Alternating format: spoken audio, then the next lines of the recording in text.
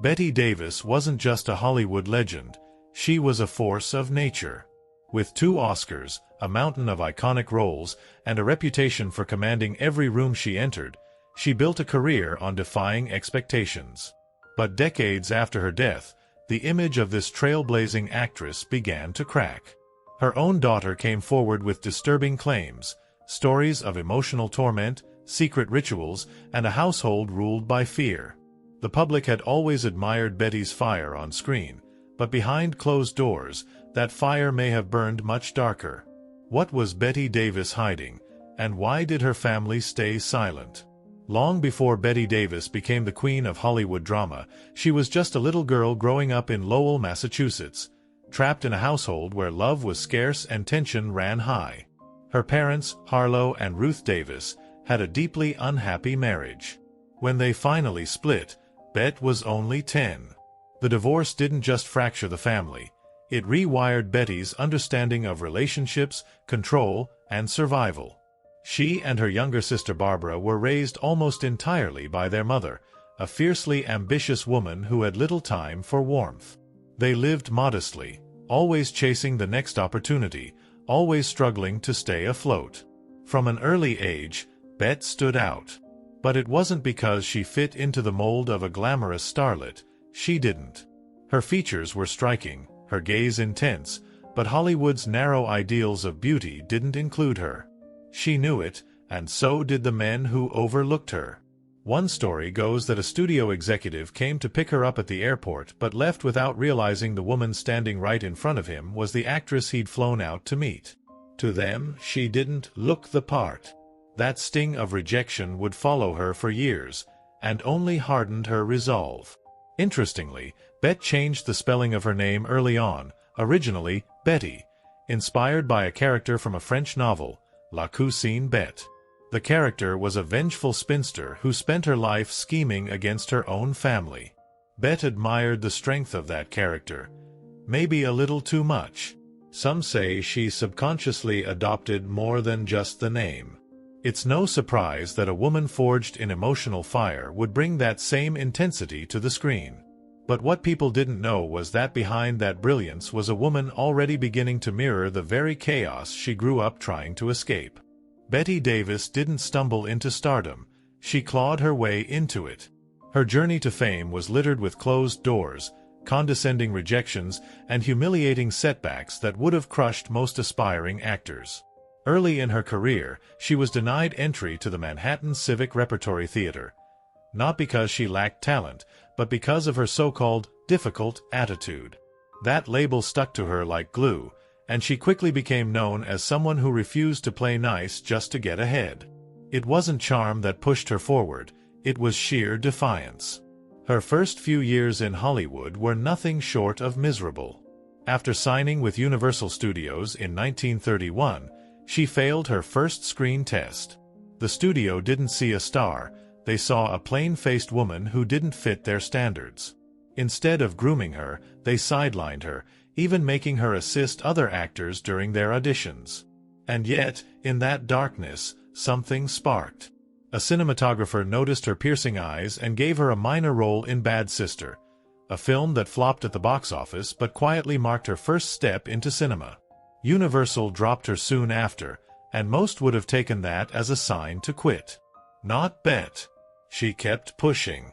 Her performance in The Man Who Played God caught Warner Bros.' attention, and this time, they took a chance. But even then, they couldn't figure out what to do with her. So they loaned her out to other studios, unsure of her value. That loan turned into gold when she starred in Of Human Bondage, a role so raw and emotionally charged that critics couldn't look away. She didn't play beautiful. She played brutal. That performance earned her her first Oscar nomination. The girl who didn't look the part had finally forced Hollywood to look, whether they liked it or not. Just as Bette Davis was gaining momentum, Hollywood tried to shove her back into a box. After signing a long-term contract with Warner Bros., she quickly realized that fame came with chains. The studio gave her steady work, sure, but most of the roles were flat, forgettable, and beneath her talent.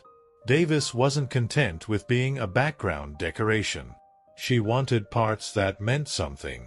But the studio system of the 1930s didn't care about artistic integrity. It cared about obedience, and Bette Davis was anything but obedient. By 1936, she'd had enough. When the studio assigned her another string of uninspired roles, she refused. Then, in a bold move that shocked the industry, Davis fled to England in search of better work. Warner Brothers immediately struck back, suing her for breach of contract. The trial made headlines across both continents. In court, Davis stood firm. She argued that she wasn't a product to be shelved and sold, she was an artist. She wanted the freedom to take on challenging, meaningful roles. But the legal system wasn't ready to dismantle the studio machine. She lost. Yet even in defeat, she changed everything.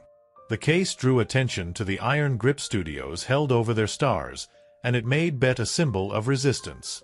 Warner Brothers, knowing they had a ticking time bomb on their hands, began offering her stronger, more complex roles to keep her from walking again. And those roles paid off, big time. Just 1 year after the lawsuit, she won her first Academy Award for Dangerous.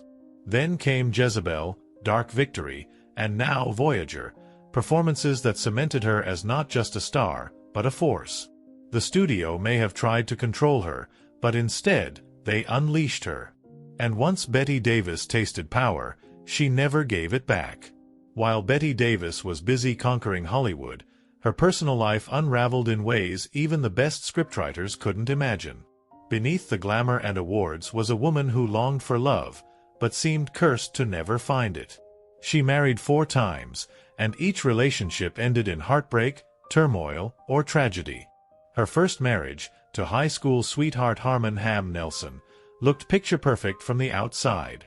But behind closed doors, it was a nightmare. Nelson was controlling, jealous of her rising fame, and deeply resentful of her independence. During their marriage, Bette became pregnant twice, but Nelson allegedly forced her to terminate both pregnancies. It was a brutal and traumatic experience, especially in an era when such procedures were dangerous and stigmatized. After their bitter divorce, Bette tried again.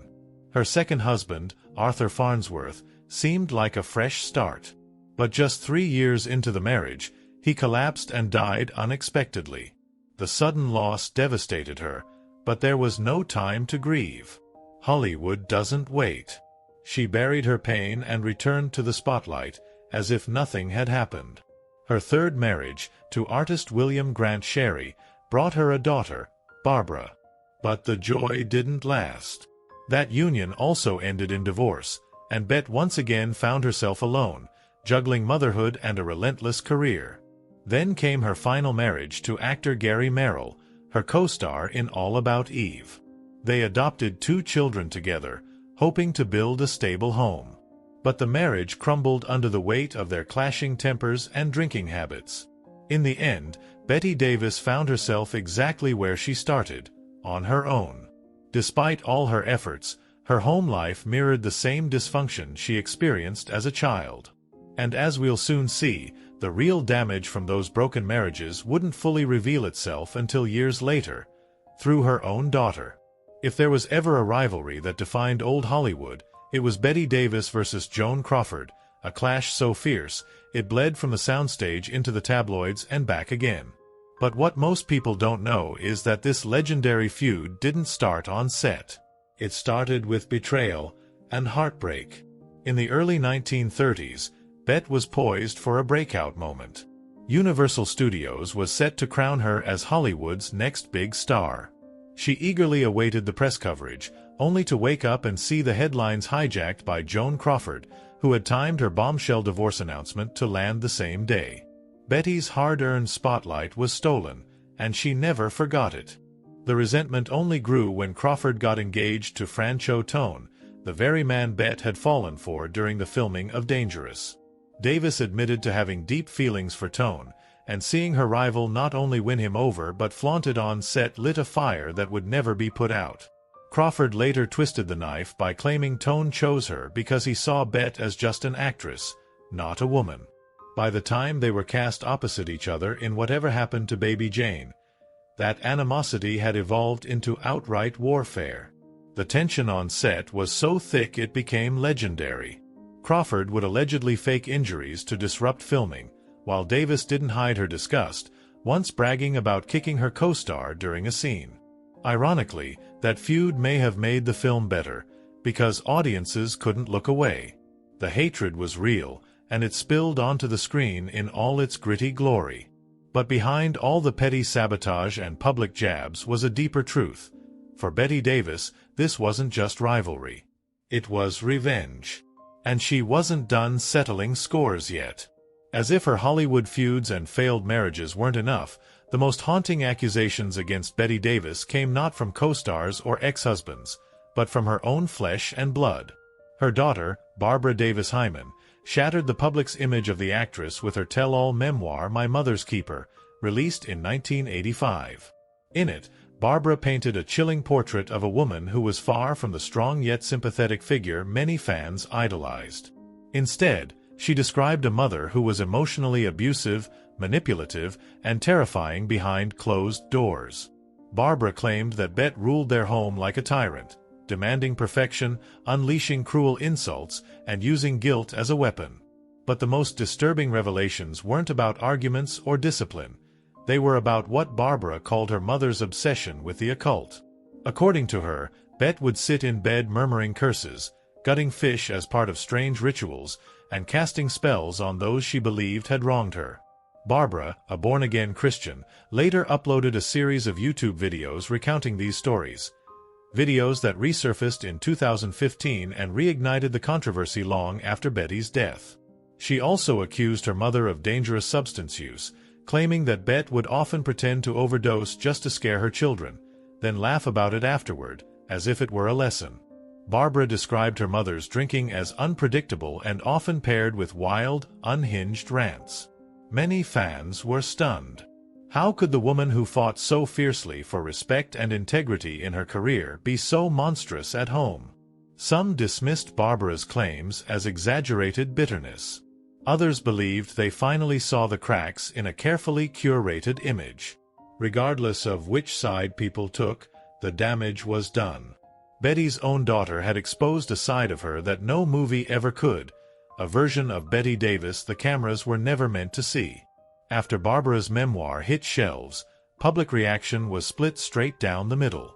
Some were quick to defend Bette Davis, claiming her daughter's accusations were nothing more than a bitter grab for attention.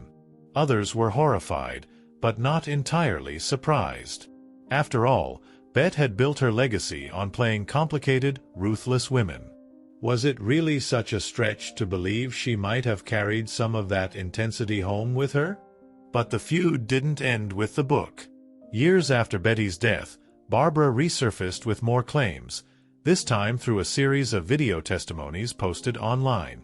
In these clips, she didn't hold back. She accused her mother of dark spiritual practices, emotional torment, and manipulation so extreme it left scars that never healed.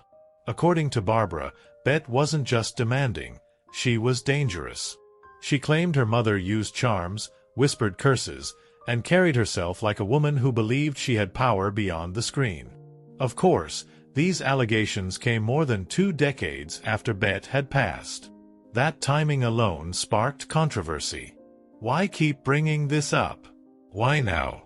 Some questioned Barbara's motives, pointing out that Bette had intentionally disinherited her in her will, leaving everything to her adopted son and loyal assistant. Was this about justice or revenge? Even former colleagues and fans weighed in. Many insisted that while Bette could be harsh and exacting, she was also generous, witty, and deeply loyal to those she trusted. They painted a picture of a tough but principled woman, nothing like the witch-like tyrant her daughter described. The truth? It's hard to know. What's clear is that the battle between Bette and Barbara became one of Hollywood's most infamous mother-daughter dramas. And unlike a film role, there were no retakes, just raw, conflicting accounts of a relationship that unraveled beyond repair. Despite the chaos that haunted her personal life, Bette Davis's legacy in Hollywood remains nearly untouchable. Her impact on cinema is undeniable. 2 Academy Awards, 10 nominations, and a body of work that reshaped what it meant to be a leading woman on screen. She wasn't afraid to be unlikable. She didn't need to be beautiful, soft, or submissive. Instead, she carved out a place for fierce, flawed, commanding female characters in an industry that had never seen anything like her. And even when Hollywood tried to age her out, she fought back, delivering unforgettable roles well into her later years. Her performance in All About Eve as the sharp-tongued Margot Channing felt autobiographical, an aging actress refusing to be pushed aside.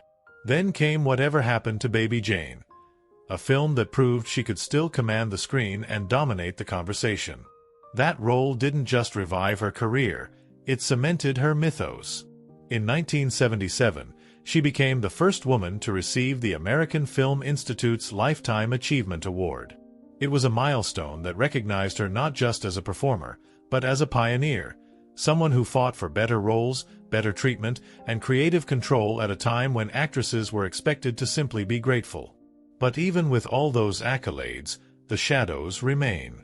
The claims from her daughter, the emotional wreckage left behind in her family, and the stories of her off-screen cruelty have added layers of complexity to her public image. Was she a trailblazing icon, or a deeply broken woman hiding behind her craft? Maybe she was both. Maybe that's what made her performances so magnetic. They weren't performances at all, but raw reflections of her inner world. Bette Davis didn't play characters. She became them. And in doing so, she made sure we'd never forget her, no matter what dark truths came to light. Bette Davis was a legend, fierce, groundbreaking, and utterly unforgettable. She reshaped what it meant to be a leading woman in Hollywood, refusing to play by the rules or tone herself down to fit someone else's vision. She battled studios, demanded better roles, and became a symbol of artistic rebellion in a system designed to silence women. Her performances were electric because they felt real, sharp, emotionally charged, and sometimes uncomfortably raw. But off-screen, her story was far more complicated. Her daughter's disturbing claims of emotional abuse, substance use, and occult behavior painted a version of Bette that few wanted to believe. And yet, the intensity of those accusations struck a chord.